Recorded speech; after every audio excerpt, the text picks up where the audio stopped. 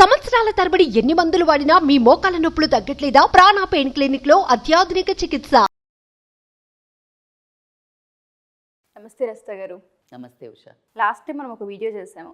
భర్త నుంచి భార్య ఏం ఎక్స్పెక్ట్ చేస్తుంది అన్నప్పుడు చాలామంది కామెంట్స్ పెట్టారు. ఆ కామెంట్స్లో విన్నప్పుడు చూసినప్పుడు కూడా సపోర్ట్ని కూడా కోరుకుంటుంది కొన్ని విషయాలు. అది ఎటువంటి సపోర్ట్ అయి ఉండాలి, ఏ సపోర్ట్ని కోరుకుంటుంది అనేది కూడా పాయింట్ అని అర్థమైంది. ఒక ఆవిడ కామెంట్ కూడా చేయడం జరిగింది. కొన్నిసార్లు మేము వాళ్ళ దగ్గర నుంచి కొన్ని సపోర్ట్స్ ఎమోషనల్కి సంబంధించి కోరుకుంటూ ఉంటాము, అవి కూడా మీరు అడగొచ్చు కదా, చేయొచ్చు కదా ఎపిసోడ్ అన్నారు. సో దానికి సంబంధించి ఏం చెప్పొచ్చు అంటే, యాక్చువల్గా కొంచెం కవర్ చేసాము, but they wanted a full nice clear explanation. నిజంగా ఇది చాలామంది ఫేస్ చేస్తాము. అంటే చాలా చాలా ఇంపార్టెంట్ ఏంటంటే, భర్త అని ఒక్కసారి ఊహించండి. ఇప్పుడంటే కాస్త ఈ ఫోన్లో మాట్లాడుకోవటమో కలుస్తున్నారేమో, కానీ ముందట్లో ఆ పెళ్లి మండపం మీదనే చూసుకునేవాళ్ళు. ఆ చూసుకుని పెళ్లి చేసుకుంటే ఆ తర్వాత అప్పగింతలు చేశాక హస్బెండ్తో వెనక్కి వచ్చేస్తే ఇంట్లోంచి ఒక్కత్తి.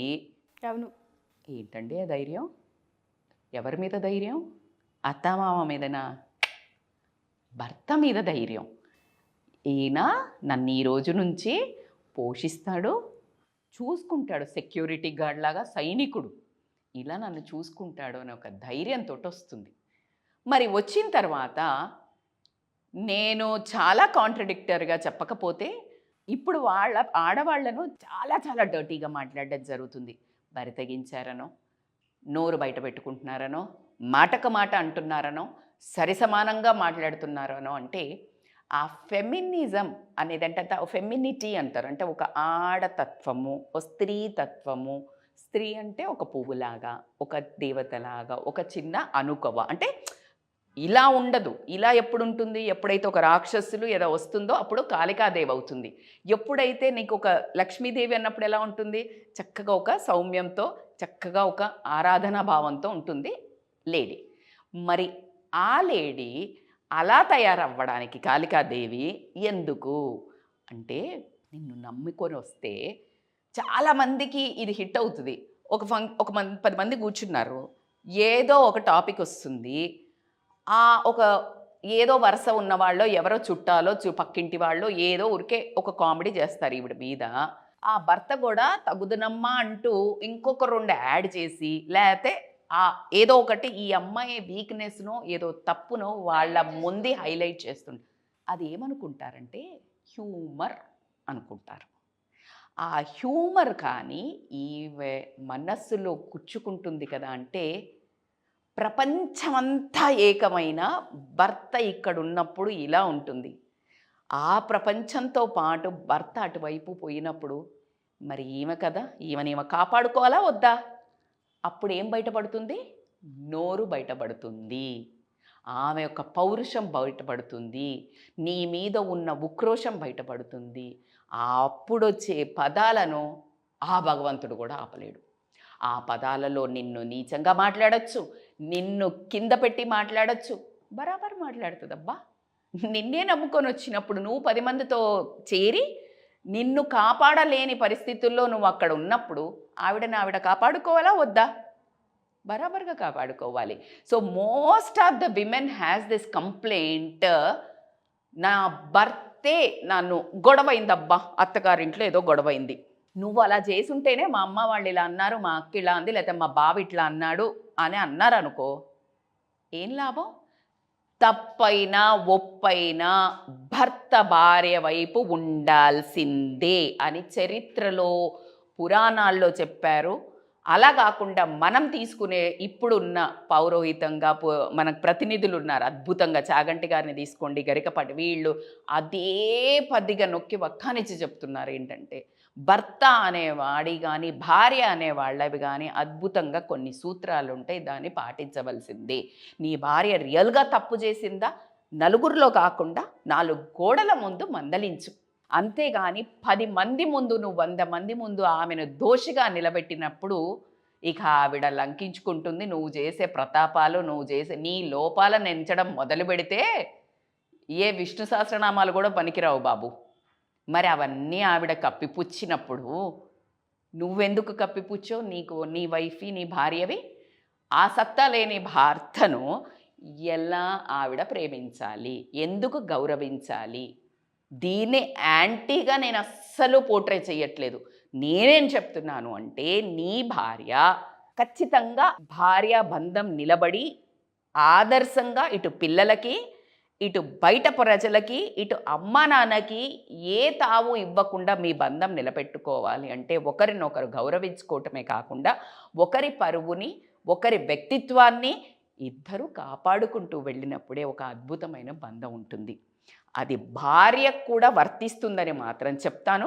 బట్ 90% భర్తలు ఇది చేస్తారు, భార్యలు చాలా తక్కువ క్వాంటిటీలో చేస్తారు. కాబట్టి వీఆర్ పర్టిక్యులర్లీ టార్గెటింగ్. ఒకవేళ భార్యలు కూడా అలా చేసేవాళ్ళు, హేళన చేసేవాళ్ళు, అసమర్థతను వెక్కిరించి 10 మంది ముందు మాట్లాడే వాళ్ళు ఉంటే మాత్రం వాళ్ళకు కూడా ఇది ఖచ్చితంగా వర్తించాల్సిన టాపికే. ఖచ్చితంగా వాళ్ళు కూడా అది ఏ మాత్రము అసమంజసమైన పని, ఎవరు ఇద్దరు కలిస్తేనే అద్భుతమైన బంధం. మనకు చాలామంది చెప్తుంటారు భార్య భర్త అంటే పాలు నీళ్ళలాగా కలిసిపోవాలి అని చెప్తుంటారు. పాలు నీళ్ళలాగా కలిసిపోనే వద్దు. ఎందుకు కలిసిపోవద్దు మేడం, మీరేంటి కొత్త టెక్నిక్ చెప్తున్నారా అంటే అవును. ఎప్పుడు పాలు నీళ్ళలాగా కలిసిపోయినప్పుడు ఏమవుతుంది? కల్తీ అవుతుందా లేదా? మనకేం కావాలి? స్వచ్ఛత కావాలి. సో కాబట్టికి ఎవరి క్వాలిటీస్ని వాళ్ళు కాపాడుకుంటూ ఇద్దరు గనక సపోర్ట్ చేసుకుంటూ ఉంటే గనక ఈ రిలేషన్ అనేది స్ట్రాంగ్గా ఉంటుంది. కాబట్టి ఇది తీసుకున్నంత ఈజీగా టాపిక్ మేడం నేను ట్రై చేస్తా అన్నట్టేం కాదు. మీరు కనుక ట్రై చేయకుండా 4 సార్లు అలా హేళన చేయటం మొదలు పెట్టండి. ఆ తర్వాత భార్య తలుచుకోవడం మొదలు పెడితే స్ట్రిప్పింగ్ ఆఫ్ అంటారు కదా, మొత్తము తీసి బజార్న పెడుతుంది.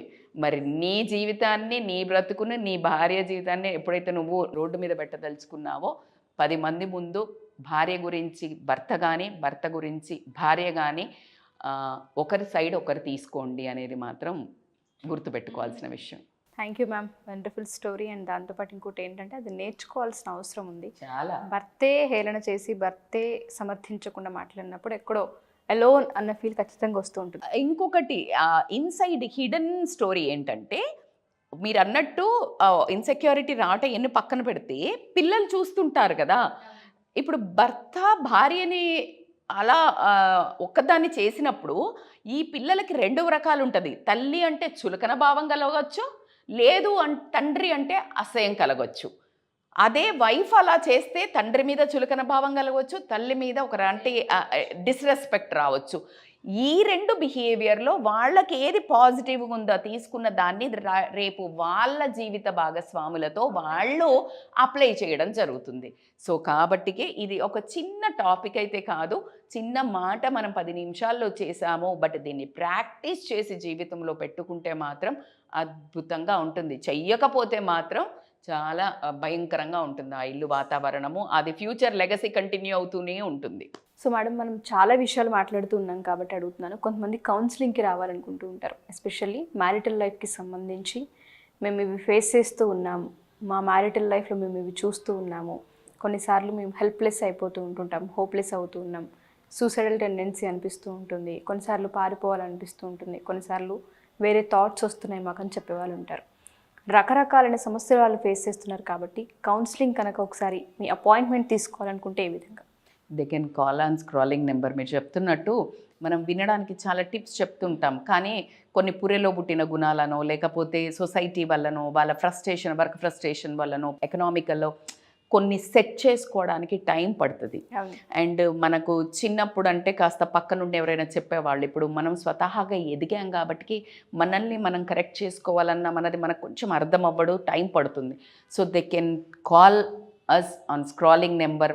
ఫ్లాస్ ప్రతి మనిషికి ఉంటాయి, కానీ ఆ ఫ్లాస్ని తెలుసుకుని ఈ వీడియోస్ చేసే విధానం కూడా అదే. ఆ ఫ్లా నాలో ఉంది, నేను నా భార్యను అప్పుడప్పుడు చేస్తున్నానే అలాగా, లేకపోతే నా భర్తని ఇలా అంటున్నానే, నా భర్తను ఇలా చేస్తే కూడా నా భార్య నన్ను ఫర్గివ్ చేసింది, ఇలాంటివన్నీ ఉంటూ ఉంటాయి కదా. సో వాళ్ళ ఫ్లాస్ వాళ్ళకి తెలిసినప్పుడు వాళ్ళవి చేంజ్ చేసుకోవడానికి చిన్న ప్రయత్నం చేసేటప్పుడు they have to take a counselling. అప్పుడు చాలా ఈజీగా బయటపడతారు. So they can call on scrolling number. Sure ma'am. Thank you ma'am. Thank you so much. Thank you so much.